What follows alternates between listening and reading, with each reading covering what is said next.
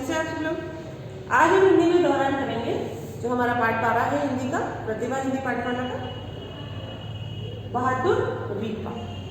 आप ही की तरह की एक 7 साल की बच्ची है जिसका नाम है रीपा। किस तरीके से उसने बहादुरी दिखाई, सूझबूझ से काम लिया, हिम्मत से काम लिया और कैसे उसको प्रधानमंत्री ने पुरस्कार दिया था 26 जनवरी पे। ये किसकी कहानी थी? 7 साल की रीपा नाम की एक लड़की थी। वो अपने माता पिता, दादी और छोटे भाई ईशान के साथ त्रिपुरा के एक छोटे से गांव में रहती थी। ये आपको ध्यान रखना है। कौन सा गांव था? त्रिपुरा का एक छोटा सा गांव। उसके भाई का नाम क्या था? ईशान। रीपा जहाँ रहती थी उसी के सामने एक चाय की दुकान थी जहाँ चाय पीने वालों की भीड़ लगी रहती थी। 24 अप्रैल 2014 के दिन रीपा अपने 1 साल के भाई ईशान के साथ कमरे में खेल रही थी। उसकी माँ और दादी दूसरे कमरे में सो रही थी। तभी अचानक शोर सुनाई दिया। शोर सुनते ही रीपा की माँ और दादी की नींद खुल गई। वे भागी भागी घर से बाहर आई। उन्होंने देखा सामने चाय की दुकान में आग लग गई है। आग काफी फैल गई है। अपनी जान बचाने के लिए सब इधर उधर भागने लगे। माँ और दादी भी इस भगदड़ में इधर उधर हो गए। देखते ही देखते रीपा का घर भी आग की चपेट में आ गया। जब रीपा की माँ ने अपने जलते हुए घर को देखा तो उन्हें ईशान और रीपा की याद आई जो अभी घर के अंदर ही थे। वे जोर जोर से चिल्लाने लगे, कोई मेरे बच्चों को बचाओ, मेरे बच्चों को बचाओ। इधर जब खेल में मगन रीपा ने आग की लपटें देखी, पहले तो वह घबरा गई। उसे कुछ समझ नहीं आया। ईशान भी डर के मारे रोने लगा। लेकिन फिर रीपा ने हिम्मत दिखाई और सोचने लगी कि आग से अपने भाई को कैसे बचाए। तभी उसे एक कंबल दिखाई दिया। उसने झट से खुद को और अपने भाई को उस कंबल में लपेट लिया। फिर आग की लपटों से गुजरकर अपने भाई को सुरक्षित बाहर निकाल लाई। रीपा की बहादुरी देखकर सब दंग रह गए।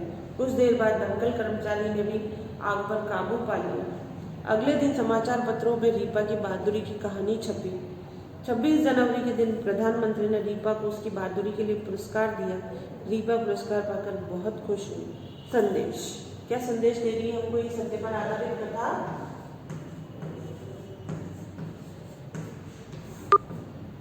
हर कठिनाई का सामना बहादुरी से करना चाहिए।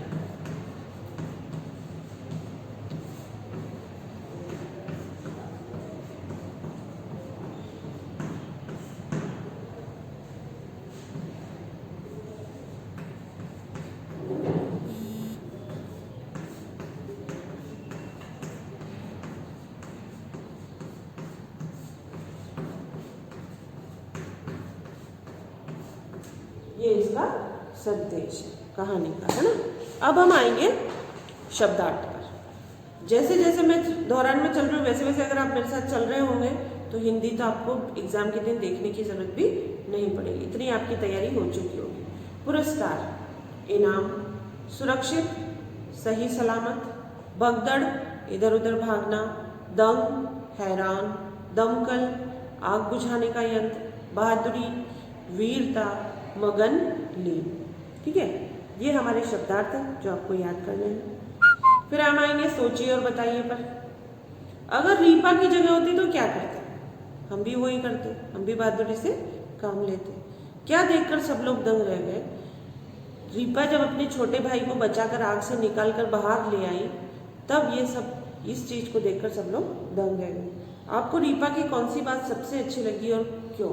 हमें रीपा की सबसे अच्छी बात ये लगी कि उसने मुश्किल टाइम में भी वो घबराई वो, क्योंकि वो छोटी बच्ची थी, पर फिर भी उसने समझदारी से काम लिया। ये बात सबसे हमें अच्छी लगी। दिए गए प्रश्न के उत्तर में निशान लगाइए। रीपा कहाँ की रहने वाली? मैंने कहा था ना, इसको ध्यान से सुनना।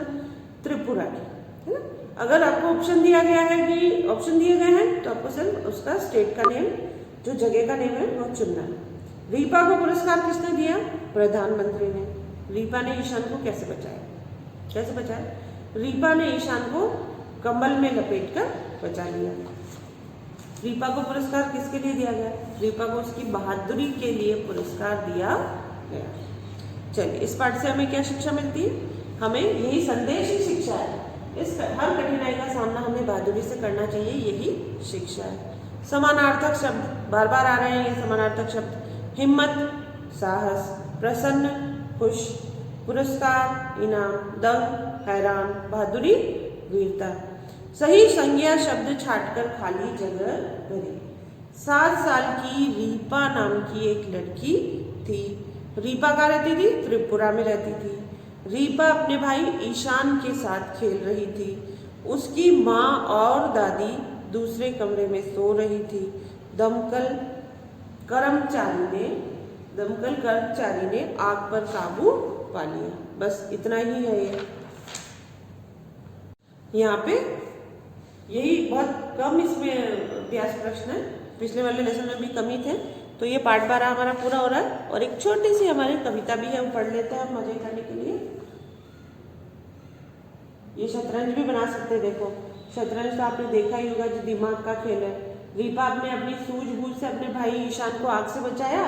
आप अपनी सूझबूझ से नीचे दिए खानों में काला रंग भरकर शतरंज का बोर्ड तैयार कीजिए। आप बताइए शतरंज के बोर्ड में कितने काले रंग के खाने और कितने सफ़ेद रंग के, गिनकर लिखिए। तो शतरंज का बोर्ड आपको अगर आप बनाना चाहते हैं तो इसमें बना सकते हैं। केवल पढ़ने के लिए।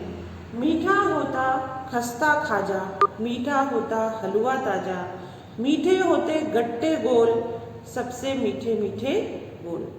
मीठे होते आम निराले, मीठे होते जामुन काले, मीठे होते गन्ने गोल, सबसे मीठे मीठे बोल। मीठा होता दाख छुहारा, मीठा होता शक्कर पारा, मीठा होता रस का गोल, सबसे मीठे मीठे बोल। मीठी होती पुआ सुहारी, मीठी होती कुल्फी न्यारी, मीठे रसगुल्ले अनमोल, सबसे मीठे मीठे बोल। तो ये पोएम याद करिएगा। फिर हम सूरज चंदा साथ साथ कर लेंगे और उसके बाद होली का त्यौहार आने भी वाला है। मार्च में होली का त्यौहार और वीर तो बड़े चलो, केवल पढ़ने के लिए होली तो आप पढ़ ही लेंगे। बस खत्म है हमारा। यहाँ पे व्याकरण हम कर ही चुके हैं और चित्र वर्णन मैं आपको करा चुकी हूँ और वाक्य जो है तरह तरह के टॉपिक पे मैं आपको लिखवा चुकी हूँ। फिर एक बार और लिख लेंगे, याद करते रहिएगा। ठीक है बच्चों।